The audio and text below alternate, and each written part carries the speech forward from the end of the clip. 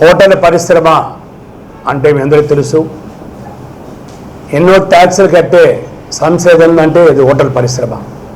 కుళాయి పన్ను కానీ, ఈఎస్ఐ కానీ, పిఎఫ్ కానీ, ప్రావిడెంట్ ఫండ్ కానీ, ట్రేడ్ లైసెన్స్ కానీ ఇవన్నీ కట్టే ఒక సంస్థ.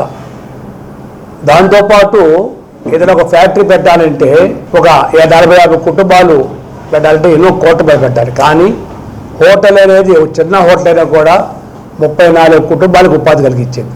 అంటే దీని మీద లక్షల మంది ఆధారపడున్నారు. యజమాని తన ఆరోగ్యాన్ని లెక్క చేయకుండా కిచెన్లో కూర్చొని కస్టమర్కి రుచిగా భోజనం పెట్టాలి, మనం కోతిలా కరిపిన పర్లని చెప్పేసి నిత్యం వంటలో కూర్చొని చేసి చిన్న చిన్న పిల్లలు కూడా వస్తారు ఈరోజు హోటల్స్కి. వాళ్ళకి నాణ్యమైన ఫుడ్ ఇవ్వాలని ఉద్దేశంతో ఎక్కడ కూడా ఫ్రిడ్జ్లో పెట్టకుండా నాణ్యమైన అనేక మార్పులు. ఒకప్పుడు రాగానే దేవుడు దండం పెట్టేవాడు, కానీ ఇప్పుడు ఫ్రిడ్జ్ దండం పెడుతున్నాం. ఏ స్టాక్ లేకుండా ఫ్రెష్ ఫుడ్ ఇస్తూ ఎంతో నాణ్యంగా ఇచ్చే హోటల్ సంస్థ ఈరోజు అనేక కష్టాల్లో ఉంది. మేము అంత మునుపు పొట్టు పొయ్యిలు, కట్టెల పొయ్యి వాడేవాళ్ళు. పొల్యూషన్ కారణంగా పర్యావరణం దెబ్బతింటని చెప్పి ప్రభుత్వం చెప్పిన తర్వాత మేము అవన్నీ మానేసి గ్యాస్కి వచ్చాం. గ్యాసు జనవరిలో 150 రూపాయలు, ఫిబ్రవరిలో 200 రూపాయలు, మార్చిలో 100 రూపాయలు పెరుగుతూ ఏప్రిల్కి వచ్చే ఒకేసారి 1000 రూపాయలు పెంచారు. ఈ 3-4 సంవత్సరాల్లో రోజుకి అప్పులోకి వెళ్ళిపోతున్నాము. డబ్బు తేవటం, అవి సరుకులకి ఇవ్వటం, మళ్ళీ అప్పులు పడిపోవటం. ఈ ఉదయ పరిస్థితుల్లో మీకు ముఖ్యమంత్రి గారు, ప్రధానమంత్రి గారు పర్యావరణాన్ని టూరిజం డెవలప్ చేయాలని చెప్పి అనేకసార్లు చెప్పారు.